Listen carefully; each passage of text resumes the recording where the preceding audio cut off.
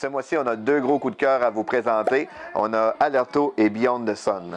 On commence avec Alerto, qui est un jeu de Uwe Rosenberg. C'est l'auteur des jeux Caverna et Agricola. C'est aussi lui qui a fait les jeux Patchwork et New York Zoo. Ça faisait longtemps qu'il n'avait pas fait un jeu de thématique agricole. Là, il nous présente celui-ci qui est pour 1 à 4 joueurs, des parties de 50 à 140 minutes pour 12 ans et plus. C'est un jeu, comme je disais, de thématique agricole.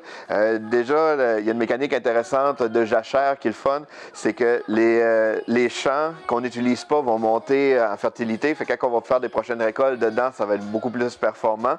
Et à l'inverse, plus qu'on récolte dans un même champ, de moins en moins qu'on peut récolter avec. Fait que c'est vraiment une belle gestion de nos champs qu'il faut faire.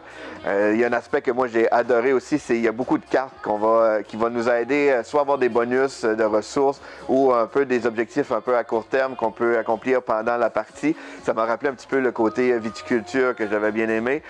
Sinon, ce que j'ai bien aimé, c'est que c'est très concret. Qu'est-ce qu'il faut qu'on fasse? On veut améliorer notre village, mais pour faire ça, il faut bien gérer les ressources qu'on va générer. Fait qu'il faut bien planifier chaque tour. Chaque tour est vraiment important pour avancer d'une belle façon, pour optimiser là, vraiment les ouvriers qu'on va gagner.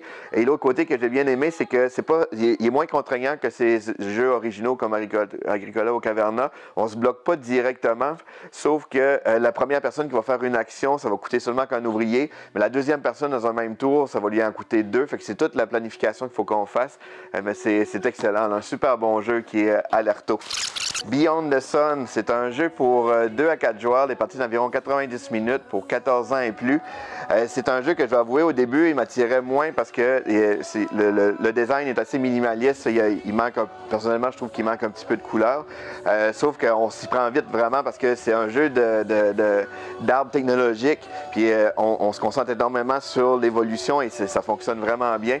La façon que ça fonctionne, c'est qu'on a chacun notre plateau, on a chacun des ressources qui se trouvent être des dés. On les lance pas nécessairement, ça va surtout être la façon qu'on les tourne. C'est des conversions de ressources qu'on va faire.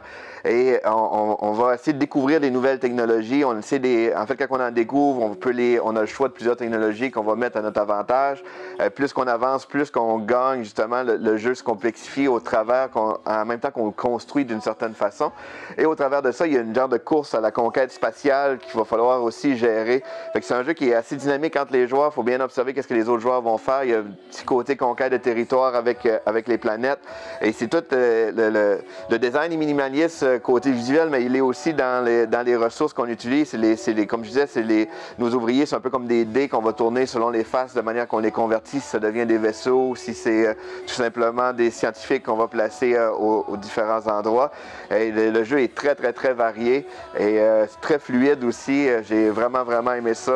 On a joué 2 parties d'affilée, donc c'est un super bon jeu qui est Beyond the Sun. Lis le jeu.